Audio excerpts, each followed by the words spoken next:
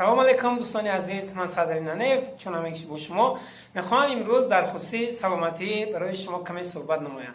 این چایی که ما حاضر نوشیجان میکنیم چای انتلیپیدی شرکت تیانشی بوده، یکی از بهترین چای ها در روی دنیا می باشد.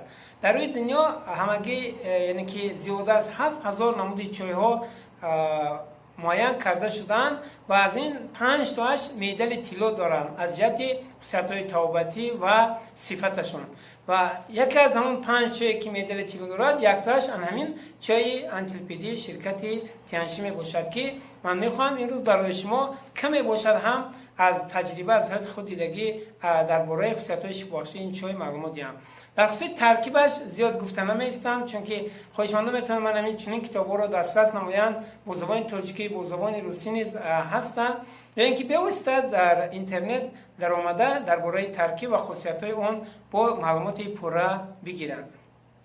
این چای قابلیت تازه کردن ارگانیسم دارد، یعنی ارگانیسم رو از تمام شلک‌ها، تکشین، افلاسی ها، مخصوصا چربوهای زیادتی که خلسترین در ترکیب خون هستند، همینا رو به خوبی تازه کرده به واسطه پیشاب، اخلاد یا اینکه به واسطه عرق از پوست بدن نیز خارج کرده تازه میگرداند.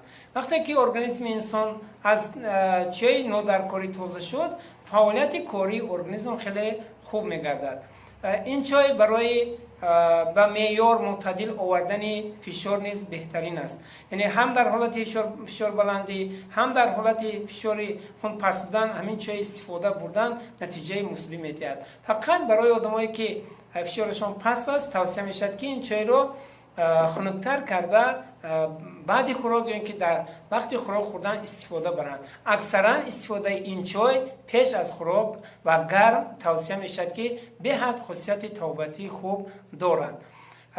این چای کار دل رو به قوت میکند، عصب رو پر قوت میکند، خاطر رو مستحکم میگرداند، فعالیت کاری جگر رو خیلی خوب بهتر میگرداند، کاری گرده ها رو نقض میکند، سنگریزه و نمکایی که در گرده و پیشابدان هستند آنها رو تازه کرده میراند.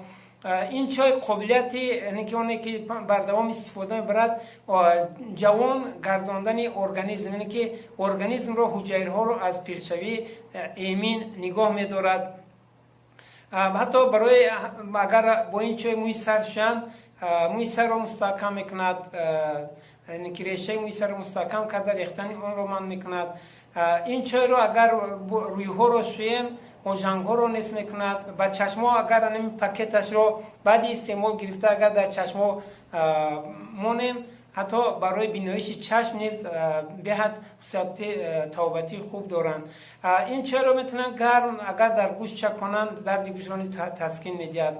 همچون موادی منم پرکس که برای زخم ها رو شستن استفاده میبرند، خود همین چای نیز چنین خاصیت رو دارد، یعنی که زخم ها سوختگی شخصا خودی من این چی رو بسیار استفاده میبرم با چای شسته و اون جای زخم من خیتزان رو میچوشم تیزتر شفا مییابد بیماری که به همین چی گرفتار هست. راستی چای انتلیپیدی به حد من در حیات در تجربه دیدگی اون چی که برای من حتی بیماری های من شکمرو یعنی که دیزنتری میگیم همین چای قابلیت خوبی شکمروی رو یعنی که من کردن ایمنیتی آدم رو بلند کردن دارد. حتی در حالت قبضیت زبار بودن نیز اگر ما همین چای استفاده بریم اگر در این حالت نیز منفعت خود را میرساند. حتی بر دوام خوردن چای میلک دندان ها را مستحکم میکند. خلاصه مخصوصا قابلیت خوبی روده ها را شستن و تازه کردن دارد.